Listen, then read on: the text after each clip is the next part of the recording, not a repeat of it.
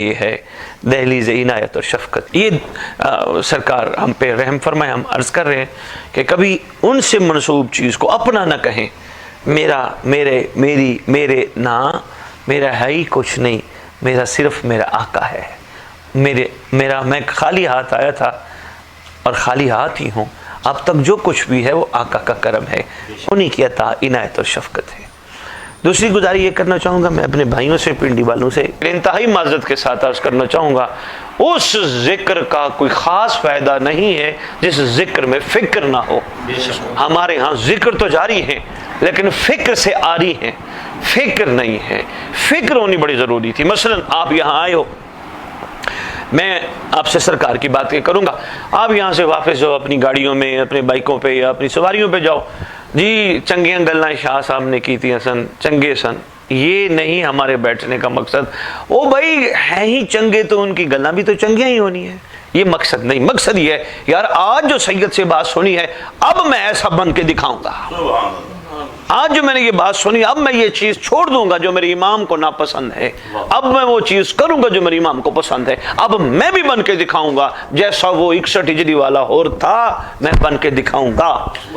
وہ حبیب تھا, میں بن کے دکھاؤں گا. وہ سلمان تھا, میں بن کے دکھاؤں گا. پھر ہمارے مل بیٹھ کے یا مجالس کا یا ذکر کا فائدہ ہے. ورنہ ذکر چل رہے, روٹین چل رہی ہے, سب چلا رہے. اب ہم نے 2.5 مہینے اتنی مجالس اٹینڈ کی ہیں لیکن نتیجہ وہی ہے جو یک محرم سے پہلے کا تھا, آج بھی وہی. ہم وہیں کے وہیں کھڑے ہیں, ہم میں کوئی تبدیلی نہیں آئی اور نہ ہم نے اپنے آپ کو تبدیل ہونے کی کوشش کی ہے.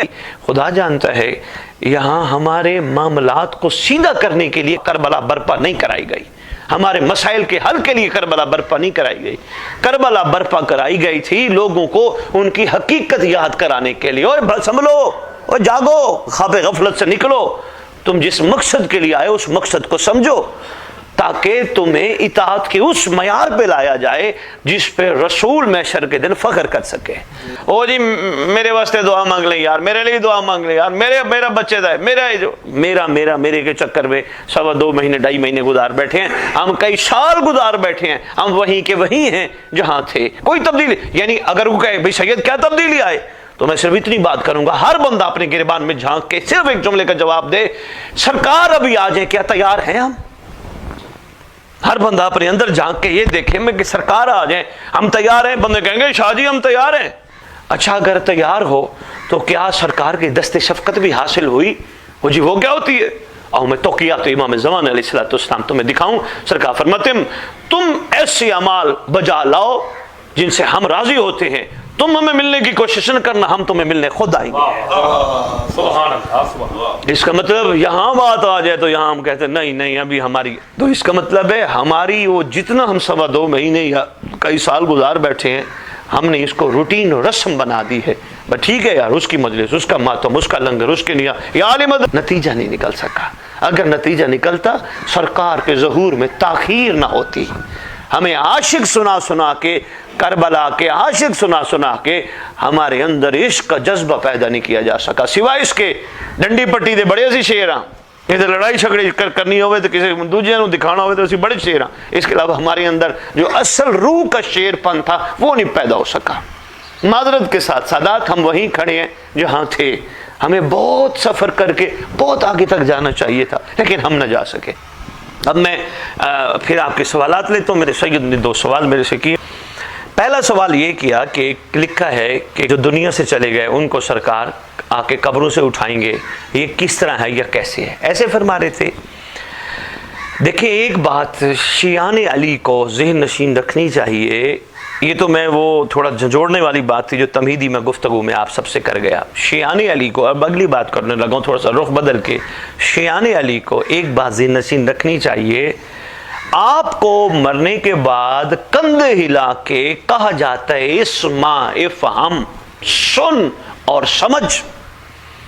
یہ کبھی مرے ہوئے کو نہیں کہا جاتا سن اور سمجھ. جو مر گیا اس کو کیا پتا سن اور سمجھ. ہاں جو شیعان علی ہیں وہ ہوتے ہیں منتقل, ان کا ہوتا ہے انتقال. یعنی منتقل ہونے والوں کو کہا جا رہا ہوتا ہے سن اور سمجھ. اس کا مطلب ہے جنہوں نے منتقل ہونا ہے انہوں نے دوبارہ اٹھنا ہے. یہ اٹھائے جانے کی دلیل ہے اسمع افہم, سن اور سمجھ. تو حضور پہلی بات تو یہ گزارش کروں گا، دوسری بات یہ گزارش کروں گا، یہ کسی عام زید بکر نے نہیں کہا، یہ کائنات کے سچوں نے کہا، اور سچے وہ نہیں جو زندگی میں جھوٹ نہ بولے، سچا انہیں کہتے ہیں جو کہہ دے وہ ہو جائے۔ ان سچوں نے کہا کہ ہمارا فرزند آ کے اٹھائے گا، تو اس کا مطلب وہ آئے گا، ضرور آئے گا۔ اب ہمارا کیا کام ہے؟ ہمارا کام یہ ہے کہ جو دنیا سے چلے گئے، جن کو یہ شعور نہیں تھا، ہم خدا کی بارگاہ میں اس گھر کا وسیلہ دے کے عرض ضرور کریں، ان کو شعور نہیں تھا، وہ اس قابل نہیں تھے، پروردگار اس کریم گھرانے کے صدقے احسان فرما، ان کی قبروں پہ بھی حجت آئے، جن کو معرفت نہیں تھی ہم ان کی طرف سے صلہ رحمی کے طور پہ دعا مانگ رہے ہیں، نہیں بھی تھے تو بنا دے۔ جانے والوں کے لیے ہمارا یہ، اور اپنے لیے یہ ہے کہ کم از کم بھائی دیکھو، اس ملک کا وزیر اعظم ہے، وہ کسی کے دروازے پہ جب آتا ہے یا کسی کے پاس جب آئے گا تو کوئی وجہ ہوگی تو وہ آئے گا، ایسے وہ ہر دروازے ہر گھر نہیں جائے گا۔ صدر ہے، وزیر اعظم ہے، کوئی عہدیدار ہے، یقیناً جو اس کے معیار پہ پورا اترتا ہوگا اس کے گھر اس کے پاس وہ جائے گا، جو اس کے معیار پہ پورا، یعنی ان کے مطلب کا نہیں ہوگا، اس کے معیار کا نہیں ہوگا، اس کو وہ اہمیت ہی نہیں دے گا، جو اس کے ساتھ کھڑا ہوگا اس کے دروازے پہ جائے گا۔ اب وہ آ بھی گیا، اس کو پتہ نہیں تھا، اس کے دروازے پہ آ گیا تو ایک دم وہ شوق تو ہوگا، سر جی آپ میرے پاس؟ اگلا کہے گا اصل میں یار تو ہے جو ہمارا، تو نے تو زندگی ساری ہمارے لیے گزاری، تو نے سب کچھ زندگی کا ہمارے لیے کیا، تو اس کا مطلب یہی ہے ہم اس قابل نہیں ہیں، شاید اس قابل بن جائیں، اور جب وہ آئے گا ہمارے لیے حیرت والی بات ہی ہوگی، ہم کہیں گے سرکار ہماری قبر پہ ہمارے پاس تشریف لے کے آئے ہیں۔ لیکن یہ وہ لوگ ہیں جن کی قبر، اللہ کرے سب کی قبروں پہ آئے، خدا کرے سب کی، دعا کر رہا ہوں، دعا بھی کر رہا ہوں سادات، خدا کرے، لیکن یاد رکھنا ان کو جن کی قبروں پہ آنے کے لیے سرکار کو تکلیف اور زحمت یا بلانا چاہ رہے ہیں، ان کو یہ سوچنا چاہیے کہ معیار اپنا بدلنا ہوگا، کم از کم وہ چیزیں جو امام کو پسند ہیں وہ کرنی ہوں گی، اور وہ چیزیں جو امام کو ناپسند ہیں وہ چھوڑنی ہوگی۔ اب بندے سوال کریں گے شاہ جی وہ پسند اور ناپسند کیا ہے؟ بھائی قرآن اور حدیث کس لیے ہیں؟ ان کی پسند اور ناپسند بتانے کے لیے تو ہے نا۔ قرآن کیا بتا رہے کون سی چیز پسند ہے، حدیثیں کیا بتاتی ہے، فرامین کیا بتاتے کون سی چیزیں پسند ہے اور کون سی ناپسند ہے، وہ ساری کے سارے واضح چیزیں ہمارے پاس موجود ہیں۔ اب مختصر چلو کوئی نہیں، دو چار جملے لے جاؤ۔ ان کو بہت زیادہ ناپسند ہے وہ بندہ جو ان کا بھی ذکر کرے اور فضولیات بھی زبان سے نکالے، ان کو ناپسند ہے۔ میں پورے فرامین کی نچوڑ کی صورت میں آپ کی جولیوں میں جملہ رہا، ان کو ناپسند ہے، ہو بھی ہمارا، کرتا بھی ہماری ثنا ہو، ساتھ غیبتیں بھی کرے، ان کو بڑا ناپسند ہے، کو گلے بھی کرے کسی کے بیٹھ کے، ان کو ناپسند ہے۔ پھر ان کو ناپسند ہے ہو ہمارا جو ہماری شبیہات بھی دیکھتا ہو اور پھر ادھر ادھر بھی دیکھتا ہو، ان کو ناپسند ہے، پسند نہیں کرتے وہ، یعنی جو آنکھیں وہ اتنا کرم کر کے اپنی شبیہات دکھا کے پاکیزہ کرنا چاہ رہے وہی آنکھیں حرام پہ چلی جائیں، ان کو ناپسند ہے۔ ان کو ناپسند ہے ہو بھی ہمارا کسی کا حق بھی کھا جائے، کیوں کھائے؟ وہ کہتے ہیں جب ہم نے آ کے حساب ہی پہلا اس ظالم سے کرنا ہے جس نے حق کھایا، تو ہمارے والا کیوں کسی کا حق کھائے؟ چوتھی چیز ان کو ناپسند ہے جن شکموں میں ہمارے نام کا صدقہ جائے، کھانا جائے، تبرک جائے، نیاز جائے، لنگر جائے، ان کو ناپسند ہے کہ وہاں کوئی حرام کا قطرہ جائے۔ پانچویں چیز ان کو ناپسند ہے وہ بندہ اور وہ بندی جو منہ سے تو کہے یہ میرے ہیں لیکن کردار سے نظر رہا ہے یہ میرے ہیں، ان کو بڑا ناپسند ہے۔ اس کو دوسرے زمرے میں، اگر شیعہ قوم میرے سے ناراض نہ ہو اور مجھ پہ فتوے نہ لگائے تو ایک میں سخت بات کرنے لگا ہوں، دوسرے معنوں میں اس کو کہا جاتا ہے منافق۔ کس کو کہتے ہیں منافق؟ منہ دے واجب کیا لے تو ان ورگت بندہ ہی کوئی نہیں، پیچھے بیٹھے ہاں یہ تو بندہ ہی فارغ ہے، یہ منافقت ہے۔ اگر تجھے وہ بندہ فارغ ہے تو اس کی تعریف نہ کر، اگر تجھے آل محمد اچھے ہیں تو ان کا کہنا مان، ان کی بات کا انکار نہ کر۔ 5 چیزیں میں نے بتائی ہیں جو سرکار کو ناپسند ہے، جو اس گھرانے کو ناپسند ہے، اور 5 چیزیں اور بتانے لگا جو ان کو پسند ہیں۔ ان کو اپنا چاہنے والا شاکر پسند ہے، ناشکرہ بالکل پسند نہیں۔ یہ رونا دھونا یہ ناشکری ہے، اس کے پاس یہ تو میرے پاس کیوں نہیں، اس کے پاس یہ تو میرے پاس کیوں نہیں، یہ ناشکری ہے۔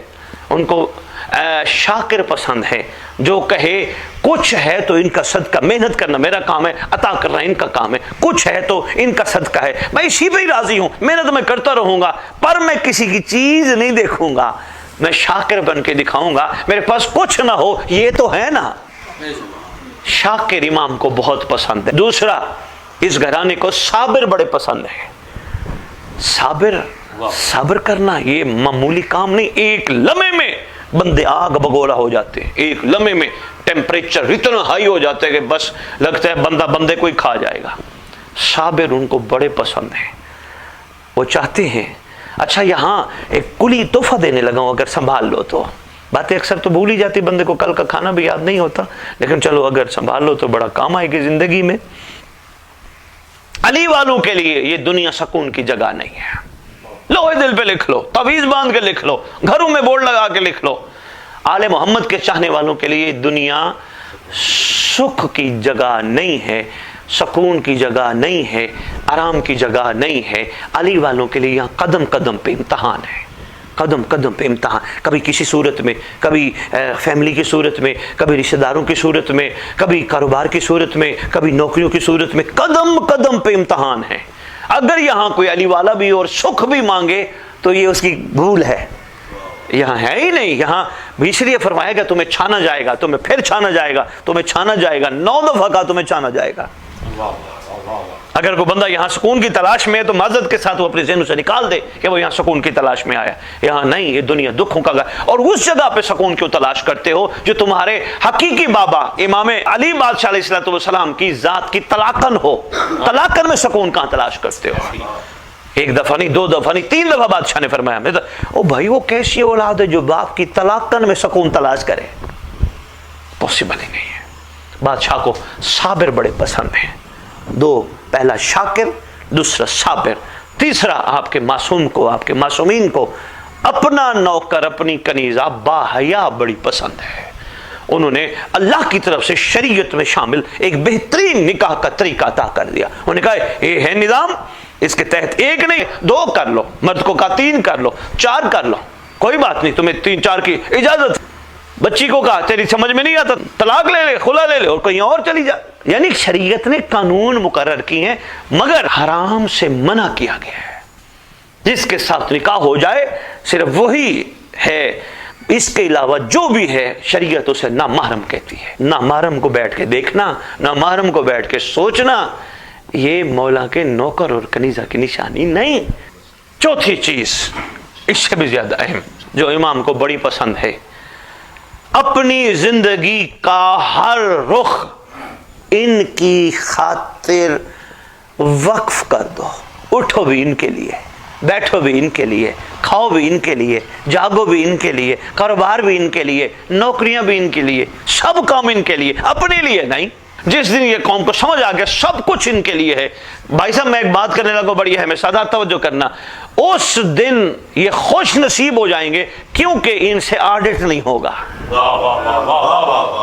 آڈٹ کس بات کا؟ جب کاری ان کے لیے رہے پھر پوچھ گچھ کس بات کی ہے؟ اپنے لیے کریں گے تو پھر سب سوال ہیں 10 پھر پتر اے کیوں کیتا سیدھے، اے کیوں کیتا سیدھے، اے کیوں کیتا سیدھے۔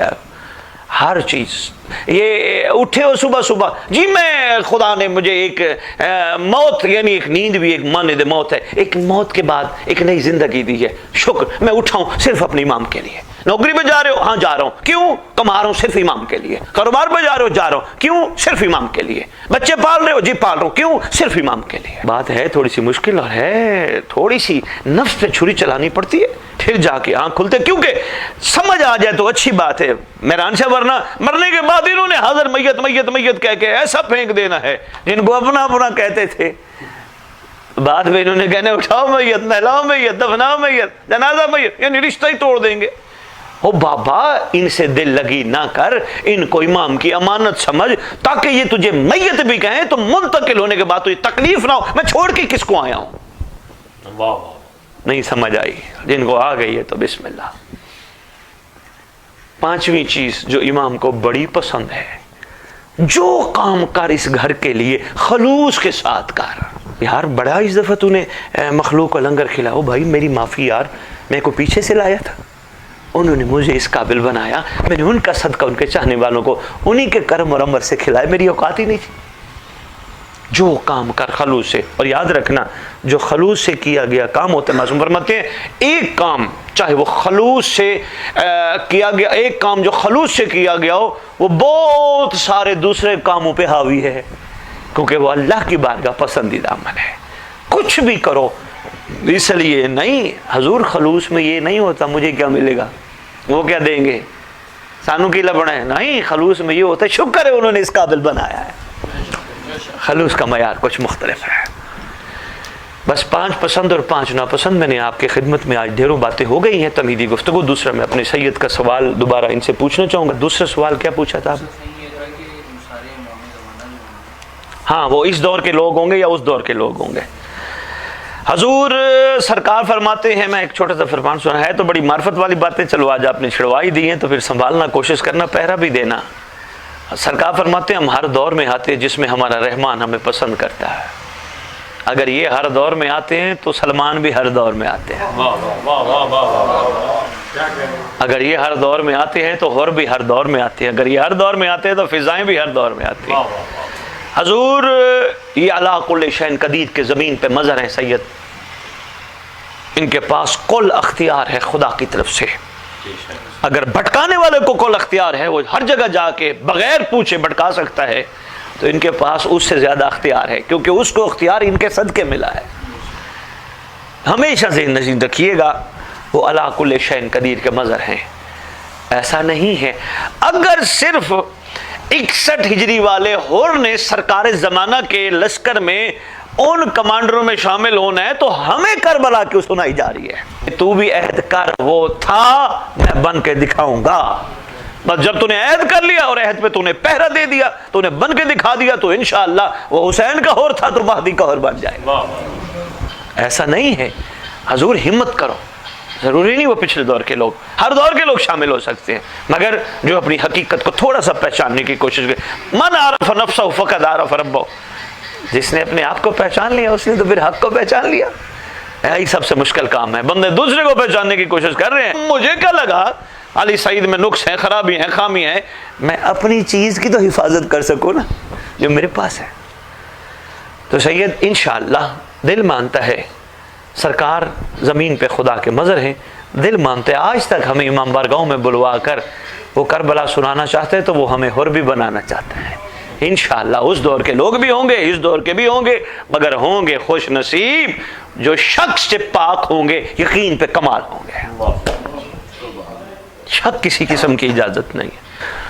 جی بھائی جی رجت کے بارے میں تھوڑا سا وکیل صاحب, کلیئرٹی جو ہے. جی وکیل صاحب دیکھیں 3 زمانوں کے ساتھ ہم گزر رہے ہیں, یعنی ایک آپ کا پاسٹ ہے, ایک آپ کا فیوچر ہے, ایک آپ کا پریزنٹ ہے.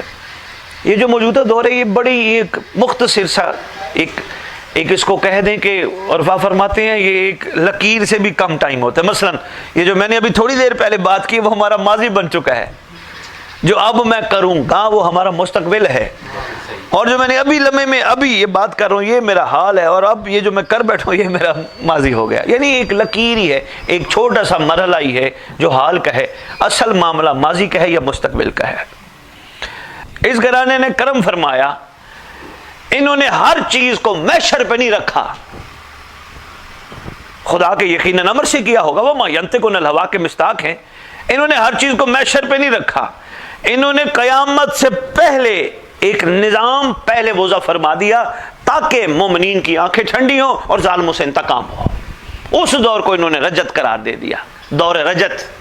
سرکار نے خود فرمایا, بلکہ میں نے تم میں جب قصص الانبیاء وکیل صاحب پڑھی نا, مجھے ایک چیز بڑی سامنے زبردست نظر ہے. اس میں جب نبیوں کو ناحق قتل کیا جا رہا ہوتا تھا نا, کسی بھی نبی کو آرے میں چیرا جا رہا ہے, ناحق قتل کیا جا رہا ہے, اسی وقت جناب جبرائیل خدا کی طرف سے نازل ہوئے, اے اللہ کے نبی خدا کی طرف سے آپ کو نوید ہو, خوشخبری ہو آپ کے بلند مقام کے لیے.